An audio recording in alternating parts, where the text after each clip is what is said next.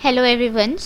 आज हम डिस्कस करेंगे necrosis, apoptosis and cell membrane damage. तो ये तीनों टॉपिक्स आज हम कवर करेंगे, जिसमें हम नेक्रोसिस की बेसिक डेफिनेशन और कुछ मेजर पॉइंट्स पढ़ेंगे और नेक्रोसिस और एपोप्टोसिस कैसे डिफरेंट है, और हम सेल मेम्ब्रेन डैमेज का एक आउटलाइन स्ट्रक्चर पढ़ेंगे कि कैसे सेल मेम्ब्रेन डैमेज होती है। सो मूव ऑन करते हैं। The first topic is apoptosis. तो एपोप्टोसिस और नेक्रोसिस दोनों में सेल की डेथ होती है। अब क्वेश्चन ये अराइज होता है कि दोनों डिफरेंट कैसे है। तो एपोप्टोसिस जो है वो रेफर करती है अगर सेल की डेथ एक प्रोग्राम्ड वे में हो, मतलब सेल बड़ा हो, वो अपनी लाइफ साइकिल सेल पूरी करे एंड देन अगर उसकी डेथ होती है, देन उस डेथ को हम एपोप्टोसिस कहते हैं। और इसे हम प्रोग्राम्ड सेल डेथ भी कहते हैं, क्योंकि एक प्रोग्राम होता है सेल का, एक सिस्टम होता है कि सेल बड़ा होगा, रेप्लिकेट करेगा, बड़ा होगा, एंड देन जब उसके एंजाइम्स थक चुके होंगे, मतलब जब वो एग्जॉस्ट हो चुका होगा, देन वो उसकी डेथ हो जाएगी ताकि सेल काउंट मेंटेन रहे। अगर इस कंडीशन में सेल की डेथ होती है तो उसे हम एपोप्टोसिस पर बोलते हैं। तो एक बार इसे रीड आउट करते हैं। Apoptosis refers to the programmed cell death of a cell. ठीक है, जैसे कि मैंने बताया प्रोग्राम्ड सेल डेथ होगी। It is mediated by some proteolytic enzymes which triggers cell death by cleaving proteins of the nucleus।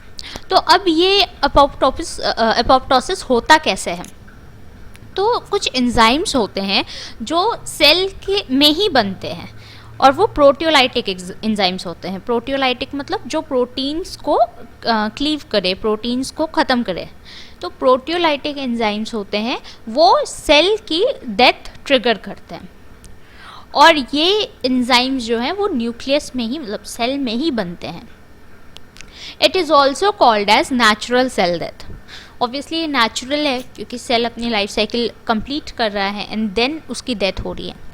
And it is also useful in preventing cancer. Obviously cancer prevent करने में भी help करेगा, क्योंकि आपको पता है cancer तब होता है जब सेल अनलिमिटेडली डिवाइड करे, पर अगर वो साइकिल कंप्लीट करने के बाद उसकी डेथ हो जाए और नए सेल्स बने, यानी सेल काउंट मेंटेन रहे, तो कैंसर नहीं होगा। तो it is also useful in preventing cancer. Next topic है नेक्रोसिस। तो नेक्रोसिस में क्या है?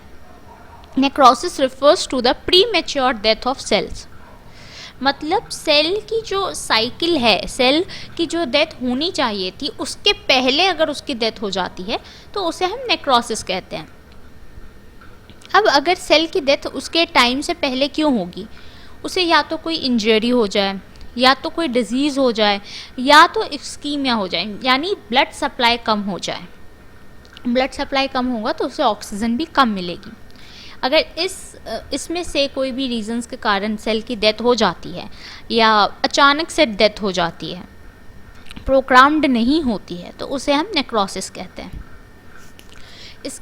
बेसिकली इसके अंदर हम 4 टाइप्स के नेक्रोसिस पढ़ेंगे। The first one is coagulative necrosis, the second is liquefactive necrosis, third is fat necrosis, and the fourth one is fibrinoid necrosis।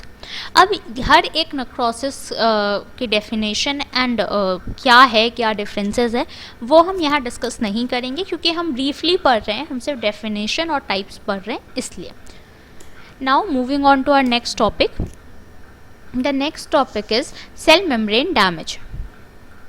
अब सेल मेम्ब्रेन डैमेज होती कैसे, उसको अगर हम एक फ्लो चार्ट या एक प्रोसेस के फॉर्म में डिस्क्राइब करें तो उसे हम वो ऐसे लिखाएंगे, जैसे कि फर्स्ट वाला है डिक्रीज्ड ब्लड फ्लो।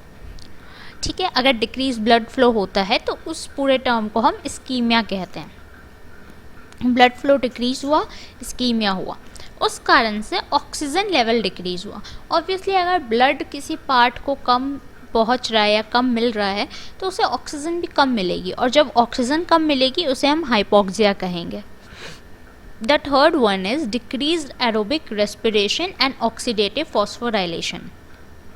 अगर ऑक्सीजन कम मिल रही है तो एरोबिक रेस्पिरेशन भी डिक्रीज होगा, और जो फॉस्फोराइलेशन होता है, जो ऑक्सीडेटिव होता है, यानी ऑक्सीजन के प्रेजेंस में होता है, उसका भी लेवल डिक्रीज़ हो जाएगा।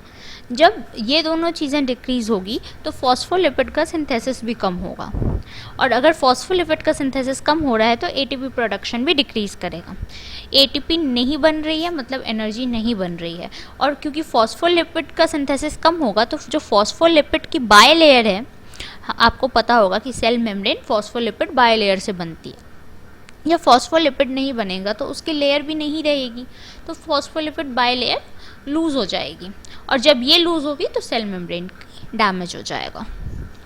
तो ये एक फ़्लो चार्ट के फॉर्म में था। इसी को अगर आपके पास 5 मार्क्स में या 7 मार्क्स में पार्ट में ये क्वेश्चन आएगा तो आप इसको डिस्क्राइब ऐसे फ़्लो चार्ट में कर सकते हो, देन इसको ही आप एक पैराग्राफ के फॉर्म में लिख सकते हो, तो आपका एक पार्ट क्वेश्चन का सॉल्व हो जाएगा।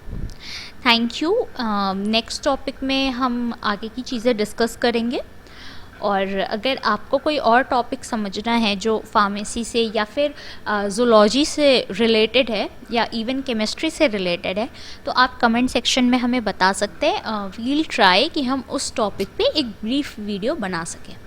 Thank you. Have a nice day.